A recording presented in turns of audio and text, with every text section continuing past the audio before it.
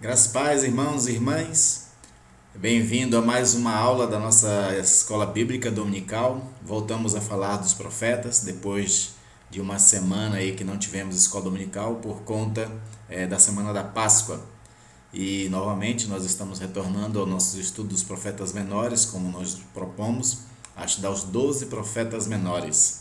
E assim nós aprendemos mais desses livros, pequenos livros das Sagradas Escrituras. Apesar do nome ser profetas menores, mas eles são textos de muita importância, porque eles estão inseridos dentro de uma temporalidade muito crucial para a vida de Israel, que é os julgamentos da parte de Deus e os livramentos da parte de Deus. Então nós temos muito a aprender realmente com esses profetas e vamos continuar hoje. Hoje o profeta que nós vamos estar abordando é o profeta Miqueias. Como eu me propus a fazer com vocês, eu não vou estar estudando o profeta na sequência dos textos bíblicos, eu vou estar estudando os profetas na sequência mais ou menos cronológica, daquilo que é possível nós identificarmos numa cronologia, porque nem sempre é fácil datar os profetas. Então será de uma forma cronológica e obedecendo a alguns critérios. Por exemplo, você tem os profetas pré-exílicos de Israel, que profetizavam em Israel. Você tem os profetas pré-exílicos de Judá, diferenciando sempre, como eu já expliquei na primeira aula, que depois de Roboão, o reino de Israel se divide em dois, onde fica o reino do norte, que é chamado de Israel, e o reino do sul, que é chamado de Judá. E a partir desses momentos são dois reinos distintos, e aí você vai ter os profetas de cada lugar desse. E aí eu estou tentando trabalhar com vocês esses profetas menores nessa sequência pré-exílica primeiro, do norte, do sul, depois vai ter os profetas do período do exílio e os profetas que é chamado de pós-exílico, né? Mas a gente vai entender depois também que esse exílio, esse pós-exílio nunca acabou, na verdade, e permanece até hoje. Nós vamos entender isso muito bem lá na frente também. Mas é seguindo essa sequência, profetas pré-exílicos, exílicos, pós-exílicos, e ainda distinguindo de qual região eles pertencem. Então nós começamos com o profeta Amós, Oséias, agora Miqueias, que representam profetas pré-exílicos, e a maioria deles eles eram profetas de Judá, mas que profetizavam contra Israel, principalmente, que ia ser o primeiro a tombar, o primeiro a ser julgado por Deus por seus pecados. Depois, e Judá vai ser também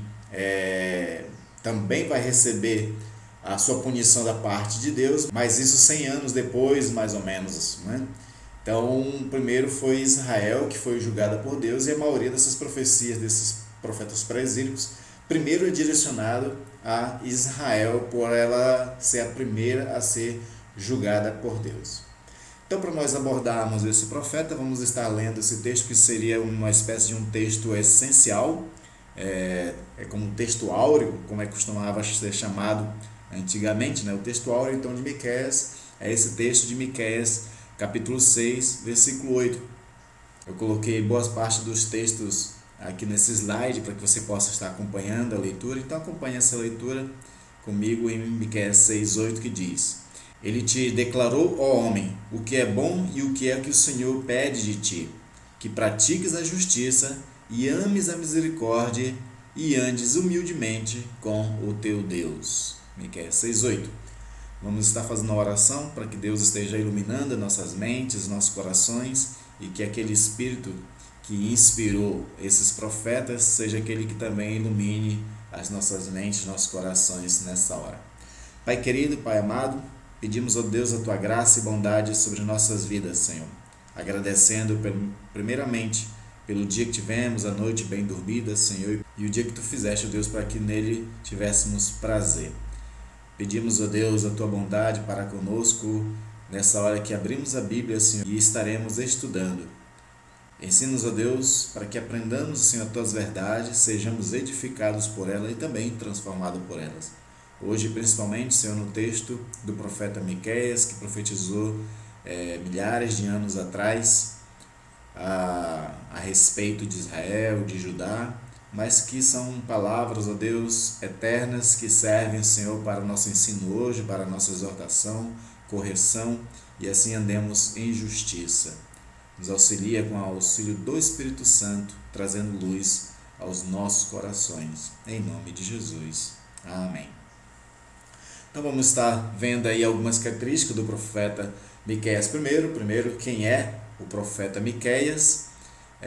A palavra Miqueias, o nome Miqueias, ele tem um significado. Geralmente todos os nomes bíblicos dos personagens bíblicos têm significados importantes e que descrevem um pouco até o próprio ministério deles. Tudo proposital, tudo sempre debaixo dessa soberania de Deus que ordena todas as coisas. Então a palavra Miqueias quer dizer mais ou menos quem é como o Senhor nosso Deus. E ele vai inclusive citar isso dentro do próprio livro que ele escreve. Então Miqueias foi um contemporâneo do profeta Oséias, também um pouco contemporâneo de Amós. Apesar de que Amós profetizou antes, Oséias uns 10 anos depois de Amós, e Miqueias é um profeta que ele profetiza por um bom tempo, mas um pouco depois já de Oséias, e mais se aproximando do período em que Deus já ia julgar o povo de Israel. E então ele tem as suas pregações direcionadas ao reino do norte, que é Israel, e também ao reino do sul, principalmente para a corte do reino do sul. Nós vamos ver isso detalhadamente. Miqueias, assim como Amós, ele é um camponês, ele é do mundo rural. Para quem é especialista em hebraico, que analisa a redação do texto, as coisas, identifica que o texto de Miqueias se aproxima muito de Amós na questão da linguagem, por ser uma linguagem mais popular, mais comum, sem muita poética, sem muita beleza estilística, por ser um homem do campo, né? E por ser um homem do campo também ele é um pouco direto na sua mensagem, ele profetiza assim, ele não tem muito rodeios na sua mensagem, é bem direto. E aí ele é identificado através do próprio texto que ele era habitante dessa cidade chamada Moresete, uma pequena vila na Palestina, uma vila praticamente quase sem muita importância. E aqui a gente já identifica uma coisa importante, é que Deus chama as coisas fracas do mundo e as coisas que não são, para envergonhar e profetizar e pregar aqueles que se acham, aqueles que são, aqueles que têm o poder. Paulo diz sobre isso, né? Então Miqueias é um exemplo básico disso, que Deus pega pessoas simples, pessoas populares, pessoas do povo, para poder usar esses homens como a sua voz e assim pronunciar a sua vontade ao povo, né? Miqueias profetizou durante o reinado de Jotão, Acais e Ezequias, que eram reis de Judá principalmente. Isso vai entre os anos 740 a 690 mais ou menos, aproximadamente essas datas. E aqui uma coisa importante para a gente ressaltar é que a profecia dele abarca esses períodos desses 3 reis, e é um texto pequeno, o texto de Oséias, são 7 capítulos somente. Então aqui é muito importante a gente descrever o seguinte, que ele teve momentos proféticos dentro desses 3 reinados, e um compilador, uma espécie de escriba, posteriormente, isso já após do exílio, ele junta esses textos num único livro. Por isso, para aqueles que são da crítica da redação, vão encontrar, por exemplo,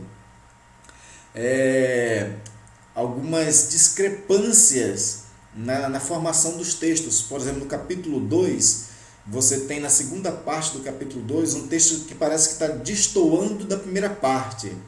Porque, na verdade, quando esses escribas, esses compiladores que tentaram juntar esses textos foram fazer isso, eles tentaram ser fiéis ao texto, não adulterando o texto. E aí por isso que o texto às vezes não encaixa, porque são profecias, talvez, e escritos que estejam distantes temporalmente um do outro, né? Já que foram um texto escrito aí talvez por mais de 20 anos, né? E aí então nessa junção você tem um pouco essa discrepância, mas isso só percebe realmente quem é da área da literatura, que analisa texto literário.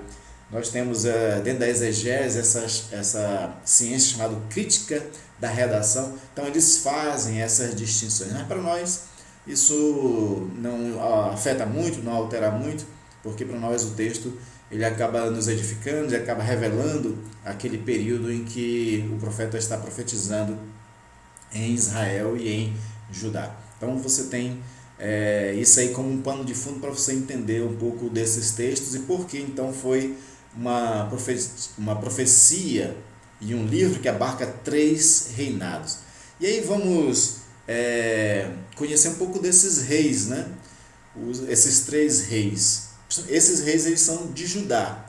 E a profecia de Miqueias abarca Judá e abarca também Samaria. É importante a gente dizer que primeiro vai ser julgado Israel, como já falei, que é o reino do norte. Eles vão ser os primeiros a ser invadidos pela Síria. Mas as profecias também é para Judá para que eles não ficassem tão orgulhosos da sua eleição. Porque se dizia entre os profetas e entre as lideranças de Judá, quando eles olhavam para Israel e via que Israel estava sob ameaça, que já ia ser levado cativo, então eles diziam: nós estamos seguros, nós temos aliança, Deus nos guarda, Deus nos protege, o Monte Sião é inabalável. E aí Miqueias vai dizer que não é bem assim, que o julgamento também viria para a casa de Judá também. Então é importante você identificar já isso nos textos. Miqueias está muito distante do momento em que a Babilônia vai invadir Judá e Jerusalém, mas ele já está nessa hora dizendo o seguinte: olha, não fiquem se sentindo seguros, não achem que vocês, por conta da aliança, vão ser poupados. Vocês vão de receber o seu julgamento porque vocês também estão pecando. Isso que é muito importante para Miqueias dizer a esse povo de Judá, do Reino do Sul. Então, Miqueias ele começa as suas profecias no reinado do rei Jotão. Ele foi considerado uma espécie de um bom rei.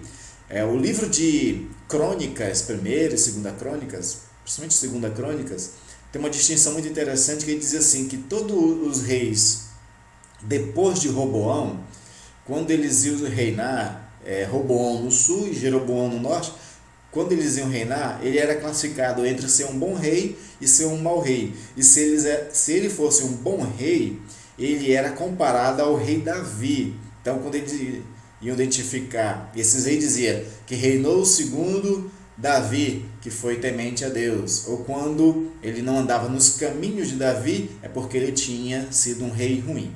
E o Jotão ele foi uma espécie de um bom rei. 2ª Crônicas 27:6 diz o seguinte: se foi tornando mais poderoso porque dirigia os seus caminhos segundo a vontade do Senhor seu Deus. Isso é o que identificava de que um rei tinha sido um bom rei. Se ele reinava, se ele regia, administrava a nação segundo a justiça da palavra e segundo a direção de Deus. Essa é que era a distinção. E o Jotão ele foi um rei assim. E por conta disso, Deus prosperou o reinado dele a ponto de ele se tornar poderoso. O poderoso nesse sentido aqui é quando ele conseguia reinar bem e expandia o seu reino por os seus territórios contra os seus inimigos. Aí depois quando ele morre, vem o filho dele, que vai ser Acais, e esse já é considerado um dos piores reis da história de Judá. 2ª Crônicas 28:2 vai dizer: andou nos caminhos do rei de Israel e até fez imagens fundidas a Baalins. Ou seja, se reinar bem era comparado a Davi, agora reinar mal é comparado àquele dos reis de Israel, porque Jeroboão, que foi o primeiro rei dessa divisão de Israel, que eram as 10 tribos, Jeroboão já foi o primeiro a se desviar dos caminhos do Senhor. Ele fez um templo naquela região dele, lá do norte, fez imagens de ídolos para que o povo adorasse e não subisse para Jerusalém. Então ele já foi o primeiro a desobedecer a Deus e a viver de uma forma totalmente errada diante de Deus, não seguindo os caminhos do Senhor. Então, quando o rei era ruim, em questão de justiça, em questão de moral, em questão de fé, ele era comparado aos reis de Israel, que tinha como Jeroboão primeiro o modelo. E quando era um rei bom, era comparado a Davi, que foi um dos melhores reis que teve em Israel, né? E aí, chegou esse rei a sacrificar os seus próprios filhos aos ídolos que ele levantava, está isso descrito em 2 Crônicas 28:3, colocou um altar sírio no lugar do altar de Deus diante do templo e fez outras alterações no templo, isso lá no reino de Judá, no próprio templo que foi construído por Salomão. Então ele foi um péssimo rei, Acais, porque ele não obedeceu a Deus e viveu de uma forma totalmente contrária à vontade do Senhor. Mais tarde vem o rei Ezequias, que já foi considerado um dos melhores reis da história de Judá. Quando Ezequias teve uma doença, ele é contemporâneo de Isaías. Isaías foi dizer para ele que ele ia adoecer. Então ele se volta para Deus em arrependimento, pede perdão pelos pecados e pede misericórdia de Deus. E Deus dá mais alguns anos para esse rei e faz até aquele milagre do tempo voltar, né? Que foi pedido a Isaías ali. Então ele foi considerado um bom rei, fez um bom reinado e chegou a fazer grandes reformas no templo, restaurou a celebração da Páscoa, por exemplo, que tinha sido abandonada nos reis anteriores. Quando Senaqueribe ameaçou Jerusalém, Ezequias e Isaías buscaram o Senhor e Deus salvou a cidade e mandou anjos matar 185 mil pessoas, mais ou menos, dos soldados assírios. Os soldados assírios estavam todos circundando Jerusalém. Aí Senaqueribe envia uma mensagem para Ezequias dizendo: olha, te entrega, não confie no seu Deus, porque eu destruí todas as outras nações dos outros deuses e não será diferente com Judá. Então não confie no seu Deus e nem vai atrás também do auxílio do Egito, porque Egito é uma cana quebrada, eles também não têm como te ajudar. Mas aí Ezequias, por ser um homem temente a Deus, apesar de ter se assustado naquele momento, ficado angustiado, mas ele chama Isaías, os dois intercedem, e aí Deus traz uma palavra maravilhosa para eles sobre esse livramento que vai dar. E aí de fato vem um anjo da morte, que faz com que uma peste se sobressaia ali sobre aqueles soldados da Assíria, morre milhares de pessoas. Quando no dia seguinte acorda Ezequias e abre as janelas, digamos assim, dos seus palácios, olha para fora e vê que o povo todo já está indo embora por conta do medo da morte que circundou entre eles. Todos esses textos você pode depois acompanhar em 2 Crônicas, nos capítulos 29 a 32. Então esses são os 3 reis e esses contextos em que viveu aí o profeta Miqueias. Já lá do outro lado do reino, que é no reino do norte, tudo aqui esses reis são do sul, no reino do norte está acontecendo coisas ruins. A Síria já meio que está dominando uma parte, já anexou certas partes do reino do norte para o reinado deles, da Síria. E eles estavam meio que avançando também para dominar a capital, que vai ser a Samaria. A Samaria lá vai cair em 722. E o Miqueias é um dos profetas que é uma espécie de testemunha ocular desse período. Então ele vê essa queda acontecendo. E aí ele vai profetizar justamente essa queda da Samaria, que é a capital ali do Reino do Norte, e também vai trazer algumas palavras de esperança. E aí, para nós entendermos os modus operandi das profecias, eu gostaria de descrever para vocês uma espécie de dinâmica do profetismo que segue algumas características. Então, todas essas profecias, tanto dos profetas menores quanto dos profetas maiores, segue um pouco essa dinâmica. Quando você lê o texto, observe no texto essa dinâmica. Você vai ter textos de advertências. Primeiro vem aquela advertência do pecado que estão vivendo, da injustiça que estão promovendo, da imoralidade que eles estão praticando. Aí, consequentemente, a advertência tem as repreensões, Deus repreende o povo sempre através dos seus profetas. Vem os oráculos de julgamento, porque Deus se coloca como um juiz. Nós temos que ter o entendimento sempre que existe uma aliança entre Deus e Israel estabelecida pela lei, e isso é uma espécie de contrato, de uma constituição, Se desobedecem essa lei, consequentemente tem que sofrer a punição da lei. Então, se Israel estava pecando e desobedecendo a lei, vem os oráculos de julgamentos. Mas também Deus sempre dá chance ao seu povo e ele faz um chamado de cumprimento à aliança, à lei, para que eles obedeçam à lei, para que eles se arrependam dos seus pecados e voltem a cumprir essa aliança, reatar essa lei com o Senhor seu Deus.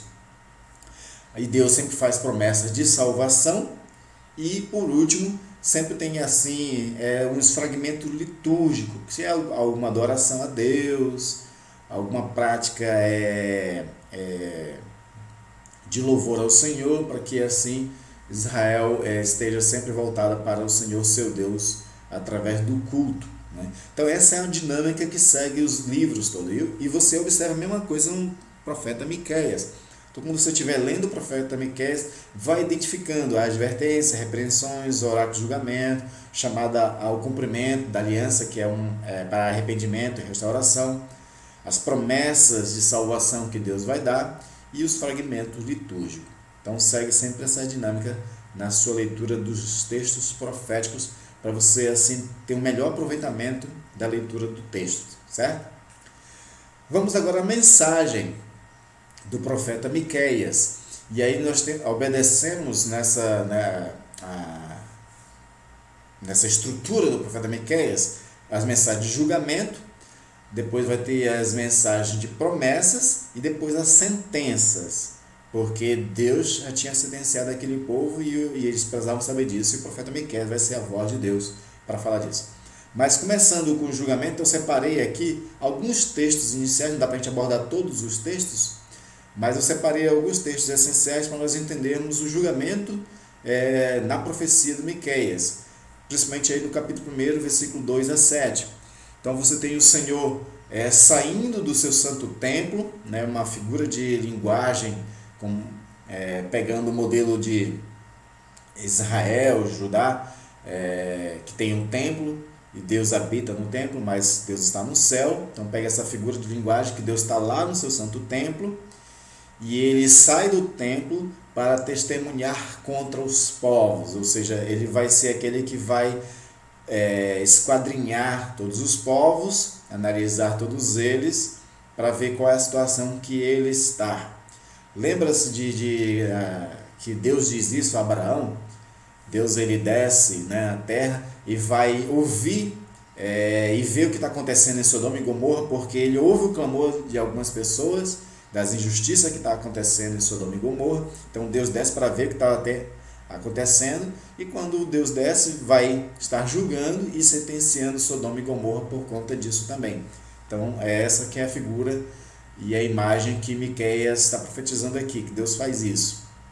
No versículo 4 você tem que ele desce e a presença dele causa calamidades na terra, né? Se a terra está em pecados, Deus quer o supra-santo, o 3 vezes santo, como diz Isaías, vai estar julgando quando ele desce a terra e quando ele pisa na terra. Então a calamidade aparece, não é? Versículo 5, os motivos deste transtorno são as transgressões dos povos de Israel e de Judá. O povo transgrediu a aliança, quebrou a lei, desobedeceu a lei. Nos versos 6 e 7, você tem as consequências do pecado de Israel, que é o castigo de Samaria. Samaria, como eu já falei, no ano 722, mais ou menos, vai sofrer a punição definitiva de Deus. A Síria vai invadir, vai levar cativo algumas pessoas, vai matar outras e espalhar todo o resto por várias nações. E aí, nesse momento, em 722, acaba o reinado de Israel, do Reino do Norte. Deixa de existir o Reino do Norte, e daí começa o longo período chamado de exílio do Reino do Norte. E uma coisa que é muito importante para a gente saber é que o Reino do Norte permanece em exílio até hoje, praticamente. Já existem muitos pesquisadores, biblistas que já estão abordando os textos bíblicos, entendendo essa questão que o exílio do Reino do Norte, principalmente, porque o Reino do Sul eles voltam. A Babilônia, ela tem um período de império dela, mas ela cai depois pela ascensão da Pérsia, e a Pérsia libera o povo que veio de Judá, de Jerusalém, para retornar para lá. Então você tem Esdras, Neemias, alguns sacerdotes que voltam para Jerusalém, mas esse era o povo principalmente que caiu do Reino do Sul de Judá, 100 e poucos anos depois de Israel ter caído. E o Reino do Norte permanece no exílio. Tem um texto muito interessante para respaldar essa visão que o exílio do Reino do Norte permanece, em Pedro. Pedro, na sua carta, na sua epístola, ele vai fazer uma saudação aos dispersos, a da dispersão ele chama. Então essa dispersão é uma referência a todo esse povo que está em exílio, não só do povo cristão, que também teve uma espécie de dispersão também, povo cristão que habitava em Jerusalém também é disperso na perseguição, mas é uma referência principalmente a essas tribos de Israel que estão dispersas e que permanecem até hoje. Por isso existem muitas profecias dos profetas maiores e dos profetas menores que ainda não se cumpriu dessa restauração, desse retorno para esse povo especificamente, que só vai acontecer isso na vinda, no retorno da pessoa de Jesus Cristo, que é o Messias que eles ainda esperam, né? Então, para você entender o castigo da Samaria e acaba no momento, né, em 722, acaba o Reino do Norte nesse período. A destruição, né, dessa sentença, desse julgamento de Deus, atingiria edifícios da cidade. Isso é importante entender os edifícios da cidade, porque o principal edifício da cidade é sempre o templo. O templo é a principal referência religiosa que Israel tem, que Judá vai ter. Então, eles às vezes seguravam muito no templo. Se o templo estava lá, a presença de Deus estava lá, então nenhum mal poderia acontecer. Mas Deus está dizendo que até os edifícios ficarão em ruínas. Essa expressão aparece várias vezes no profeta Miqueias, ruínas, porque os templos iam ser todos destruídos. A cidade ia ser destruída. Depois Jesus vai dizer a mesma coisa, lá em Marcos capítulo 13, naquele sermão profético de Jesus, ele também fala da queda do templo de Herodes, que é o segundo templo, né? Também ele não ficará pedra sobre pedra, Jesus vai dizer a respeito daquele templo, né?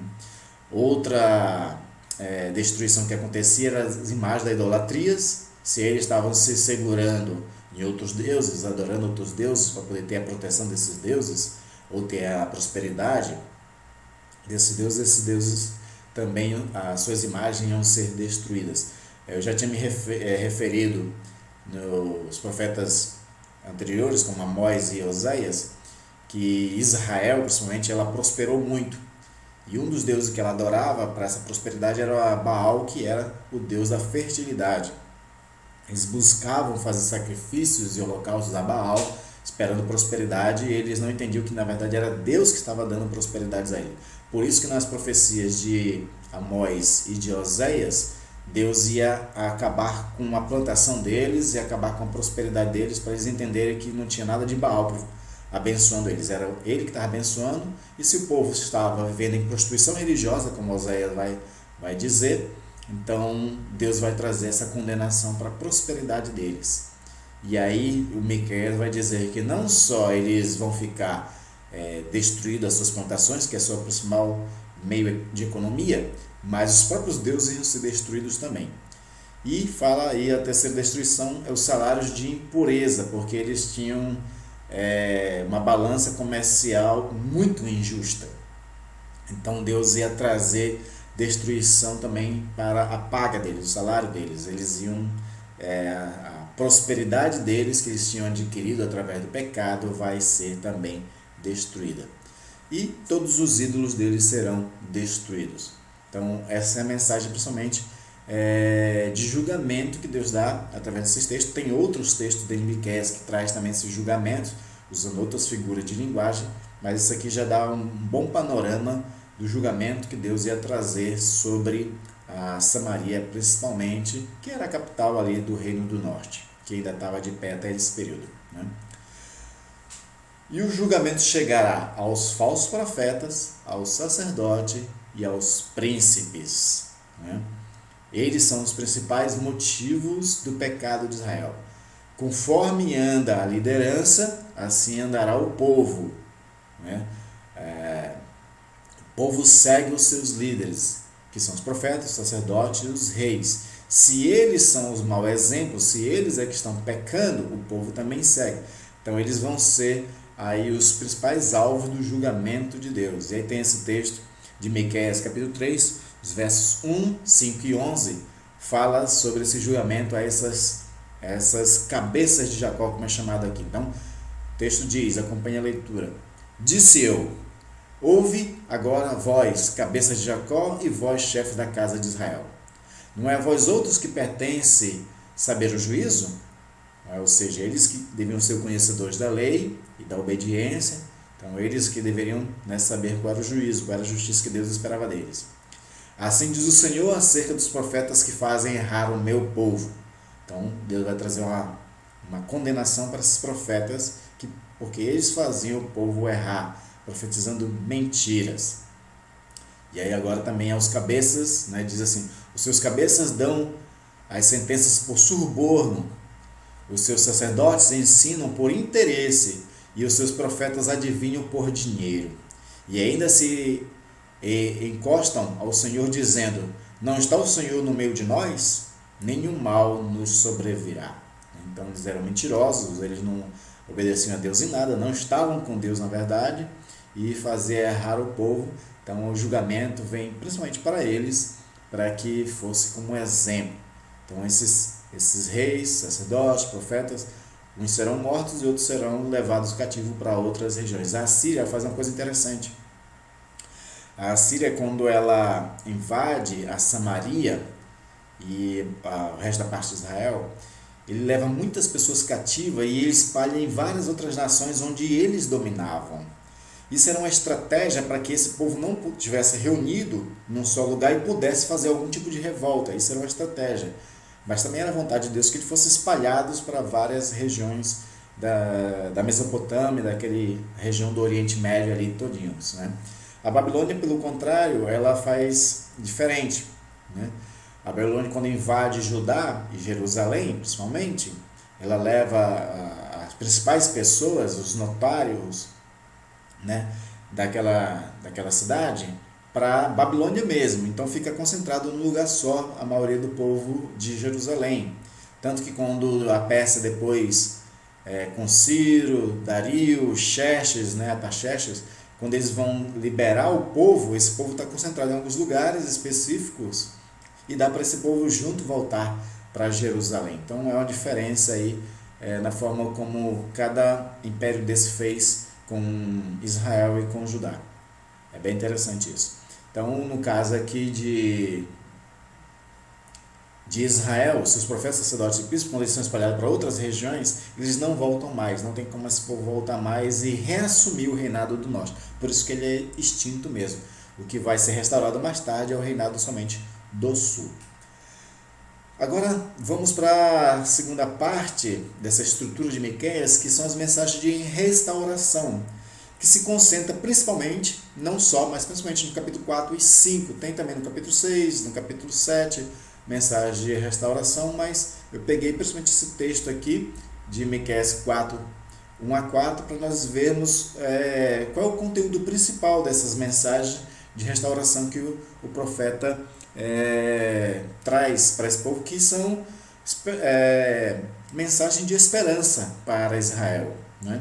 Então ele diz o seguinte, acompanha a leitura. Mas nos últimos dias acontecerá que o monte da casa do Senhor será estabelecido no cimo dos montes e se elevará sobre os outeiros, e para ele afluirão os povos. Que povos esses? Tanto os gentios como também a Israel, que está espalhada entre várias outras regiões. Irão muitas nações e dirão: vinde e subamos ao monte do Senhor e à casa do Deus de Jacó. É uma referência direta aqui a Sião, a Jerusalém, para que nos ensine os seus caminhos e andemos pelas suas veredas.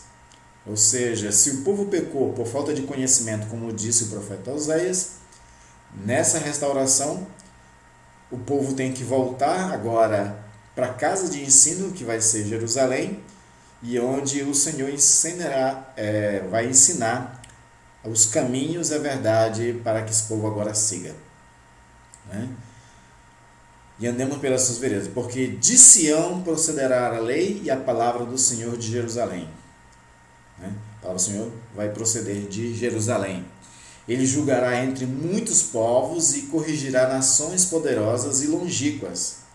Estes converterão as suas espadas em relhas de arado e suas lanças em podadeiras. Isso aqui é interessante, que nesse momento de restauração final que vai acontecer, vai vir povos de regiões longínquas, tanto gentios quanto Israel espalhada.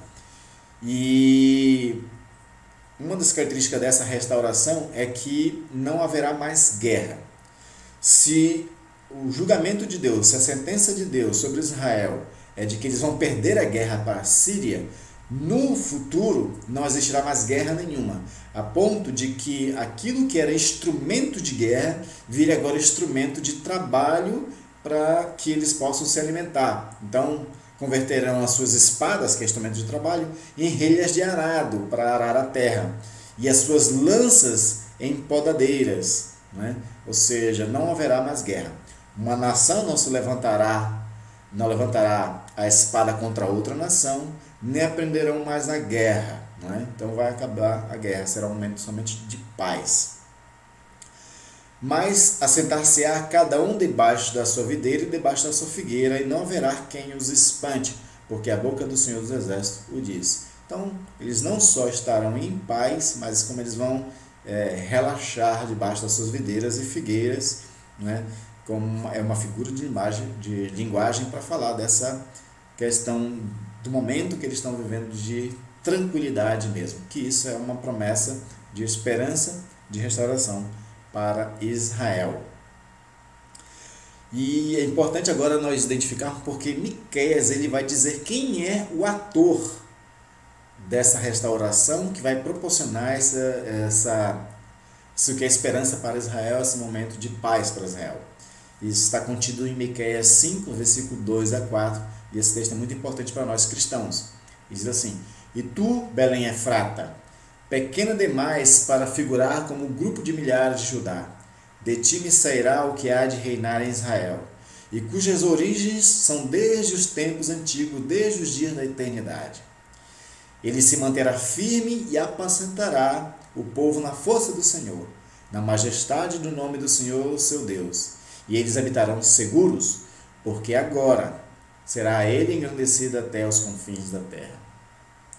O ator da restauração é o Messias profetizado nesse texto, e aqui está falando uma coisa muito bem clara, que para a cabeça de um judeu pode ser muito confuso, para nós cristãos nem tanto, porque a gente já tem a nova revelação em Cristo, né? Mas ele vai dizer que essa pequena cidade, Belém Efrata, dele virá aquele que há de reinar em Israel, e a sua origem, a origem desse Messias, é desde tempos antigos, desde os dias da eternidade, ou seja, o Logos, aquele que sempre existiu com Deus, estava diante da face de Deus, como diz João capítulo 1 no seu prólogo, né? E aqui nesse texto também tem aqui um texto que vai ser aproveitado por Mateus, no capítulo 2, lá de Mateus, quando é profetizado sobre o nascimento de Jesus Cristo, que será na pequena cidade de Belém. Então esse texto aqui está muito claro, falando da pessoa de Jesus Cristo. Para nós isso é muito claro, esse texto, que é uma referência a Jesus. Para os judeus não foi tanto, porque eles estavam cegos, para que eles não vissem na pessoa de Jesus realmente o Messias ainda naquele período, né? Paulo fala muito sobre essa questão em Romanos, sobre essa questão da cegueira temporária de Israel, né? E aí, quando esse ator desta restauração, que é Jesus Cristo, vier reinar, então a sua majestade, o seu poder fará com que todos habitarão seguros e estejam por ele vivendo um reino de paz, porque ele vai ser esse príncipe de paz. Agora vamos seguindo já para o final, né, nessa estrutura do profeta Miqueias. Agora vem as palavras de sentença. Foi julgado, tem promessa de restauração, mas diante de Deus, aquele momento que Israel estava vivendo, precisava sofrer as penalidades. Então Deus já vai dar a sentença depois do julgamento. E aí Deus ele aparece aqui como uma espécie de promotor e juiz do caso. E aí Miqueias 6, de 1 a 2, diz isso: ouvi agora o que diz o Senhor. Levanta-te, defende a tua causa perante os montes, e ouça os outeiros a tua voz. Ou seja, se Deus é o promotor e está trazendo para eles o julgamento e dizendo que eles são culpados, então o povo tem direito de fazer sua defesa. Ele está chamando o povo para fazer sua defesa. Ouvi, montes, a controvérsia do Senhor, e vós, duráveis fundamentos da terra, porque o Senhor tem controvérsia com o seu povo, e com Israel entrará em juízo. Então, Deus é o promotor e o juiz aqui de Israel. Aí nos versículos 16 diz o seguinte: porque observaste os estatutos de Uri e todas as obras da casa de Acabe, e andaste nos conselhos deles. Por isso eu farei de ti uma desolação, já é o julgamento, já é a sentença aqui para Israel, e dos habitantes da tua cidade um alvo de vaias. Assim trarei sobre vós o opróbrio dos povos. Então a sentença dele é de que ele vai realmente condenar Israel à desolação, porque Israel, da época do profeta Miqueias, estava vivendo da mesma forma como Israel vivia na época de Uri e Acabe, que foram reis muito ruins em Judá. Foram reis que levaram o povo à idolatria. Esse Onri, nessa tradução, ele foi um rei, por exemplo, que chegou a fazer sacrifícios a outros deuses, fez abominações que irritou Deus mesmo. Então, Israel da época do Miqueias estava vivendo da mesma forma como o Israel da época e Judá da época desses reis Acabe e Onri, né? Ainda sobre a questão da sentença, é interessante uma coisa que eu não comentei antes, mas o Miqueias, diante de cada profecia de julgamento, de sentença, ele tinha um lamento pessoal dele por Israel. E dentro desses lamentos, Deus conforta ele, dizendo palavras de misericórdia. Então, dentro das sentenças que Deus dizia, Miqueias lamentava e vinham as palavras de misericórdia. Então, você tem aí Miqueias como exemplo, né? Miqueias 7, versículo 8 e 9. Tem outros também, mas esses são que eu peguei aqui para dar um modelo para você dessas palavras de misericórdia desse Deus que é assaz benigno, como o salmista diz, né? Então diz assim: ó inimiga minha, não te alegres ao meu respeito. Isso aqui é como se Israel estivesse falando, né? Ainda que eu tenha caído, levantar-me-ei. Se morar nas trevas, o Senhor será a minha luz. Sofrerei a ira do Senhor, porque pequei contra ele. Até que julgue a minha causa e execute meu direito. Ele me tirará para a luz e eu verei a sua justiça. Isso aqui é uma palavra do próprio Deus, mas colocando palavras na boca de Israel a respeito dessa misericórdia de Deus. Deus é um Deus misericordioso, né? Então, diante de toda a sentença, diante de todo o julgamento, diante de toda a calamidade que Israel ia sofrer, Deus tem palavras de esperança, palavras de misericórdia. Da mesma forma, né, nós podemos também entender que esse Deus do antes é o mesmo de hoje e será eternamente. É um Deus que corrige, é um Deus que julga, é um Deus que cumpre a sua justiça, mas também é um Deus que dá o escape, dá o livramento, usa de misericórdia para conosco. Depois que o julgamento, depois que a correção tem o seu efeito, ele usa de misericórdia e graça para com as nossas vidas. E aí, ainda mais um texto para reforçar essa questão da misericórdia, nos versos 18 a 20, diz o seguinte: quem, ó Deus, é semelhante a ti, que perdoas a iniquidade e te esquece da transgressão do restante da tua herança? Não existia nenhum outro Deus que fosse misericordioso entre todos os outros deuses inventados na história.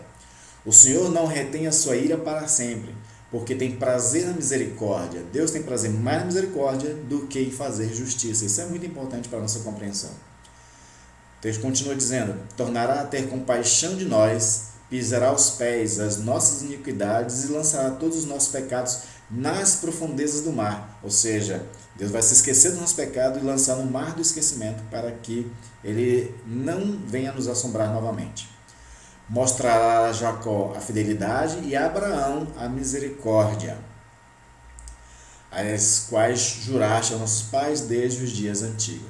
Então Deus aí tinha uma palavra de misericórdia, uma palavra de promessa dado lá a Abraão, a Isaac, a Jacó, e agora ele vai cumprir em Israel, né? Porque ele é um Deus que não mantém a sua ira para sempre, mas ele perdoa as iniquidades e se esquece da iniquidade depois que ele perdoa completamente.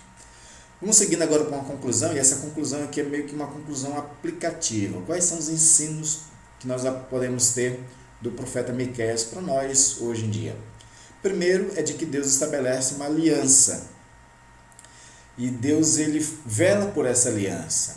E se nós estamos ligados a essa aliança, obedecendo o estatuto dessa aliança, Deus é a nosso favor. Lembra lá de Deuteronômio capítulo 28 e capítulo 30? Deuteronômio fala sobre bênçãos e maldições que está ligado à aliança. As bênçãos é a consequência de quem obedece à aliança, e as maldições está ligado à desobediência daquela aliança. Nós estamos vivendo uma nova aliança hoje em Cristo Jesus. E essa nova aliança em Cristo Jesus tem um estatuto, que é do amor. E nós temos que viver esse amor em toda a nossa dimensão cristã. Paulo vai dizer no capítulo 12, capítulo 13 de Romanos, que de todos os mandamentos tudo se resume no amor. Então, quem ama não adulterará, quem ama não matará, quem ama não defraudará o seu próximo, e assim por diante. Essa é a nossa aliança em Jesus Cristo, a nova aliança feita no seu sangue. Miqueias vai dizer no capítulo 6, versículo 8, o que Deus esperava deles, que era, ele te declarou: ó homem, o que é bom e o que o Senhor pede de ti? Que pratiques a justiça, ames a misericórdia e andes humildemente com o teu Deus. Essas três coisas aqui também são renovadas na pessoa de Jesus Cristo. Ele mesmo diz aos fariseus: misericórdia quero e não sacrifício. No texto de Miqueias aparece muito essa questão de que vocês acham que vocês vão me agradar com seus holocaustos, com seus sacrifícios? Deles eu não me agrado, porque vocês estão vivendo em pecado. O que Deus espera deles é misericórdia. É isso que Deus está dizendo em Miqueias. Da mesma forma, em Jesus Cristo também Ele espera que nós vivamos o amor, e nesse amor vivemos a misericórdia, a compaixão, a caridade mesmo, no seu sentido amplo que essa palavra tem, né? Segundo o ensino de Miqueias é a respeito da disciplina. Deus disciplina. Deus estava trazendo uma disciplina para o povo de Israel aqui. Era uma correção que Deus estava fazendo a ele. Por isso tem as promessas de restauração futura, porque era o momento somente que eles estavam vivendo e que ia ter essa disciplina deles. Hebreus capítulo 12, versículos 6 a 10, vai falar sobre essa questão da importância da disciplina e por que ela vem. E aí ele traz uma figura de linguagem muito interessante, que é a questão do pai e filho, que o pai disciplina aquele filho para que corrija ele. Então os textos vai dizer o seguinte: porque o Senhor corrige a quem ama e açoita todo filho a quem recebe. Pois ele nos corrigiu por pouco tempo, segundo melhor lhes parecia. Deus, porém, nos disciplina para aproveitamento, a fim de sermos participantes da sua santidade. Então é para a santificação que existe a disciplina e a correção do Senhor nosso Deus. Esse é o segundo ensino que nós temos em Miqueias, que também vale para nossas vidas até hoje, né?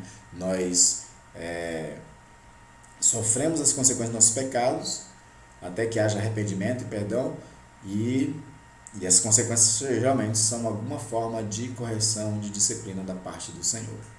Por último, que nós podemos aprender em Miqueias é sobre a esperança. Assim como existiu o julgamento, as sentenças, sempre tinha palavras também de esperança, e para nós também nós temos palavras de esperança.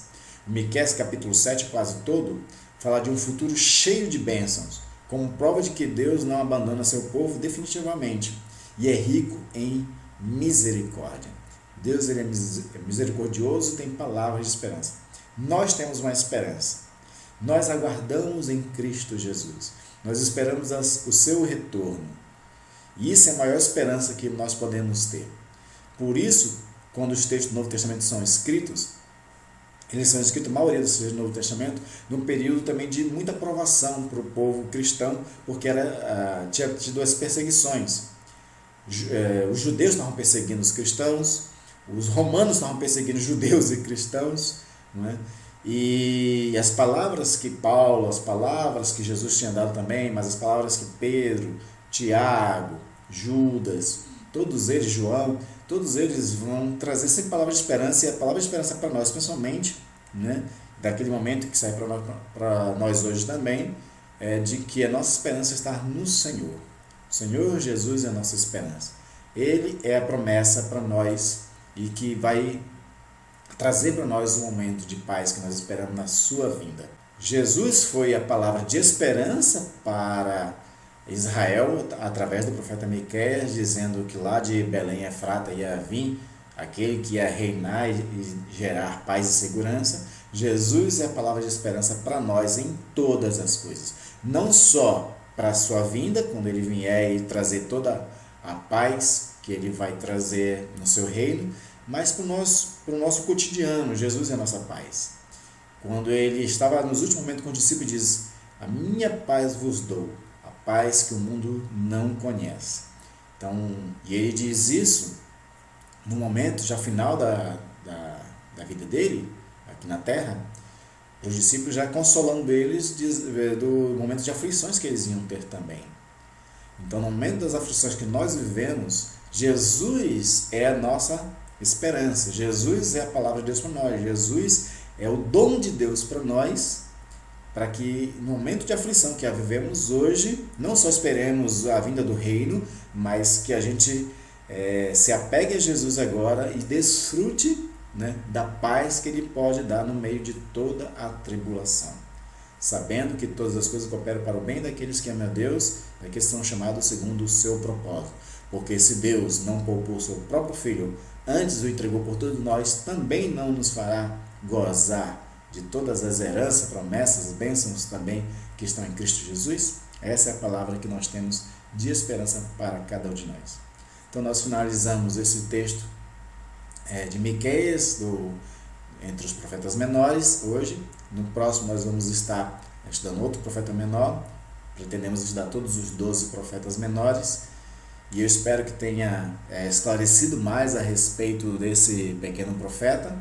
Esse texto, quando você ler novamente, espero que agora ele traga mais compreensão para você, situar ele em tempo histórico, entender qual é a sua mensagem, quais são as promessas, né? E assim você ser mais enriquecido na compreensão, no entendimento e na edificação desse profeta. Que Deus abençoe a sua vida, e vamos terminar com uma oração, assim como nós começamos. Pai amado e querido, te louvamos e agradecemos, ó Deus, por esse texto maravilhoso das Sagradas Escrituras, profetizado pelo Miqueias, Senhor. Claro que esse texto foi escrito principalmente para o povo da sua época, mas as suas verdades ali contidas, Senhor, nos edifica hoje, porque entendemos que Tu és um Deus que é justiça, que cumpre toda a justiça, mas é um Deus de misericórdia, um Deus que dá escape, um Deus que dá chances de arrependimento, um Deus que mostra para nós o caminho a que devemos seguir e enche nosso coração de esperança, de força, de fé, para sustentarmos as dificuldades do dia a dia, das lutas que temos dia a dia. Que a mesma fé, Senhor, que Miqueias teve ao ouvir aquelas profecias, nós tenhamos hoje também, Senhor, do cumprimento total dela. E o cumprimento total dela será a vinda em glória de nosso Senhor Jesus Cristo, aquele Rei que há de reinar em paz e em segurança. Nós também, Senhor, esperamos, ó Deus, por isso, na pessoa de Jesus Cristo, quando Ele vier em glória, para, Senhor, ser aquele que há de reinar em tudo. Ele acabando com todas as guerras, acabando com as pandemias, com todos os vírus, ó Deus, que assolam a humanidade, acabando com todas as violências, ó Deus, transformando todas as espadas em relhas de arado e trazendo sobre as nossas vidas o ensino, a verdade e a graça para desfrutarmos eternamente nele. Obrigado, Senhor, por esse texto. Espero que meus irmãos tenham sido ricamente abençoados e que o próprio Espírito os ensine cada vez mais a respeito das Sagradas Escrituras. Abençoa a semana de cada um, ó Deus, e guarda, protege e ser sobre cada um de nós o Rei de paz. Assim esperamos na pessoa de Jesus Cristo e nele glorificamos. Amém. Amém.